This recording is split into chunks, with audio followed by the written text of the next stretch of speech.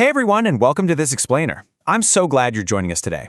If you're the kind of person who's ready to completely rewrite the script on what true self-worth really means, well, you've landed in exactly the right place. Today, we're unpacking a really fascinating concept that totally flips our understanding of personal security on its head. We're talking about something called dangerous confidence. So grab a coffee, shut down those extra tabs, and let's get ready to step into the absolute strongest version of yourself.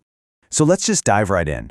What does true confidence actually look like? Like when you hear that word, what instantly pops into your head? For a lot of us, society has basically trained us to picture someone who's, well, loud.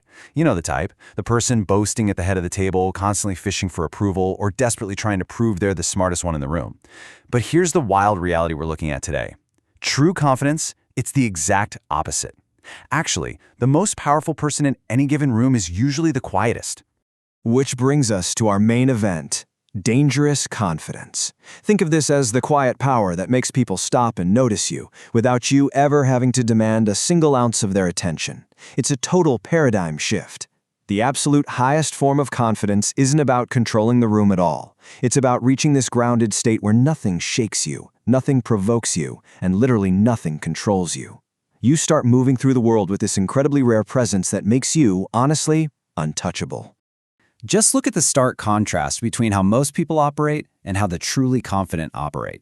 On one side, you've got fragile confidence. This is living in constant reaction mode. It's over-explaining every little choice, getting super defensive the second someone criticizes you, and letting the chaos of the day totally hijack your mood. Every single time you react unnecessarily, you are literally just handing over a piece of your power. But then, on the other side, you have dangerous confidence. Quiet, firm, unbothered. When you finally stop giving away your energy to every tiny provocation, you become virtually bulletproof. All right, let's get into Pillar 1, mastering your inner world. The big mistake here, the fatal flaw, is waiting for the outside world to validate you before you allow yourself to feel confident. People think, oh, once I get that promotion or once people praise me, then I'll finally feel strong. But, spoiler alert, it works the exact opposite way. You simply cannot build lasting outer confidence without first mastering the voice inside your own head. And the foundation of that inner world? It comes down to this. Confidence without respect is completely empty. Think about it. If you don't actually respect yourself, any confidence you project is just cheap theater. It's just a mask. But how do we actually build that genuine self-respect? It's not about making some massive, earth-shattering achievement. Nope. It's built in the small, quiet, daily choices. It's keeping those little promises you make to yourself. Waking up when you said you would. Walking away from a toxic conversation. Those tiny acts, they are literal proof to your brain that you actually matter. So how do we actively rewire that internal thermostat of ours? Try this 30-day morning mantra. I'm going to directly challenge you to say these 3 lines out loud every single morning for the next month. Ready? I respect myself. I can handle anything that comes today. I don't need anyone's approval to move forward. Now look, I know it might feel a little awkward at first, maybe even a bit silly, but your brain fundamentally believes repetition. If you start speaking to yourself like someone who is genuinely worthy of respect, just watch how quickly your actions start to effortlessly line up with those words. And that leads us to a pretty blunt but absolutely essential rule. Kill the need for approval, period. Tying your worth to the applause of other people makes you incredibly fragile. It's kind of like having a smartphone battery that instantly plummets to zero the second you unplug it from the wall. If your self-worth is constantly riding the roller coaster of how others perceive you, you're essentially living like a puppet pulled by everyone else's strings. True, absolute freedom starts the very day you stop contorting yourself to fit other people's expectations and just start acting from a place of ironclad self-respect. Okay, so we've got a handle on the inner world. Now let's move on to Pillar 2, let silence do the work. We're going to explore how this internal shift physically shows up in your outer presence. Because here's the thing, silence is your shield. For a lot of us, our knee-jerk instinct is to fill every single gap in a conversation, right? Or to rush to defend ourselves the minute we're challenged. But imagine someone throws a critique your way in a meeting. Most people take the bait, get all emotional, and boom, power lost. But what if you just looked at them and chose nothing? Just silence. That deliberate pause, it is incredibly disarming. When they push and you don't even flinch, it shows the whole room that you are totally unshaken and in complete control. Which brings us to arguably one of the most powerful boundaries you will ever set. No is a complete sentence. Seriously, next time you have to turn down a request, Notice that little urge creeping in to launch into some 5-minute rambling apology about your schedule or whatever excuse comes to mind. Catch yourself right there. Instead, try saying, "No, that doesn't work for me," and then just be quiet. Let that simple, firm statement hang there and carry the weight of your conviction. But remember, silence isn't just about the words you don't say. It's about what your body is broadcasting before you even open your mouth. Here is a super actionable 3-step routine for owning literally any room you walk into. Step 1, pause at the doorway. Just take a breath. Step 2, roll those shoulders back and open up your chest. Step 3, walk in with a steady, unhurried pace. By taking up space and physically expanding your posture like that, you're sending a direct signal straight back to your own brain saying, "Hey, I am strong and I absolutely belong here." It really boils down to this one crucial difference. Are you reacting or are you leading? See, a reactive person is always playing defense. They're entirely at the mercy of whatever weird mood or criticism gets thrown their way that day. But a leader sets the emotional tone of the room.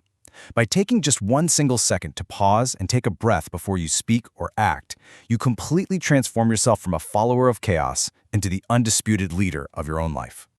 All right, moving on to pillar 3, embracing chaos and rejection.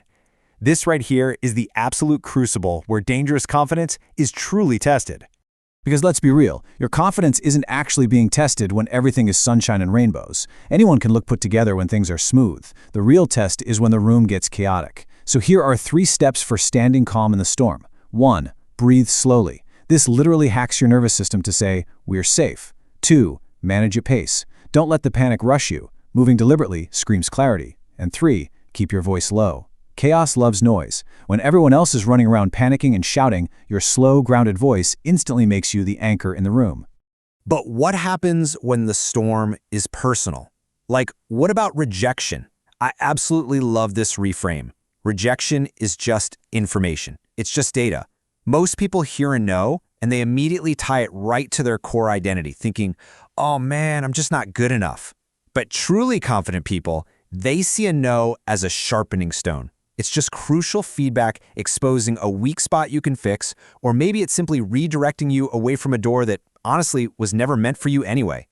So how do we actually turn that rejection into power? First off, expect it. Welcome it, even. If you aren't ever hearing the word no, you're probably playing it way too safe. Second, you have to detach that no from your personal worth. They aren't rejecting you as a human being. And third, use that inevitable sting as fuel. Every single time you face down a rejection and live to tell the tale, you're literally handing your brain concrete, undeniable proof that you are incredibly resilient. Because here is the hard truth. Real confidence is not magic. It's not just whispering fake positivity into your bathroom mirror every morning. You have to train until skill becomes certainty. Confidence is born from relentless competence. It is putting in the gritty reps behind the scenes. When you practice a skill, whether that's public speaking, writing code, or even just setting a boundary, so many times that it becomes pure muscle memory, you stop hoping you're good enough and you start knowing you are. And that brings us to the zenith of all of this, the ultimate state, living detached. This is the absolute peak of dangerous confidence.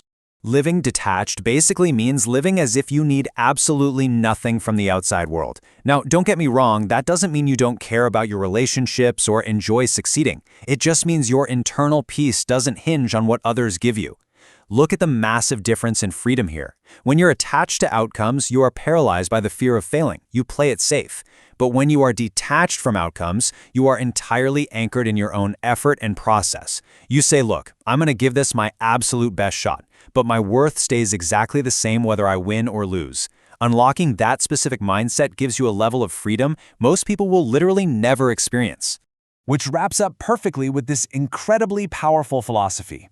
When nothing shakes you, nothing provokes you, and nothing controls you, you become untouchable. Think about everything we've covered today. When you've laid down that bedrock of internal self-respect, when you use silence as your absolute shield, and when you finally detach from the desperate need for a round of applause, you basically become immune to external manipulation. You become, in the truest sense of the word, dangerously confident. So, I want to leave you with one final, really provocative question to chew on. What will you stop reacting to today? Is it going to be a toxic coworker, some unrealistic expectation, or maybe it's just your own loud inner critic? The power is 100% in your hands.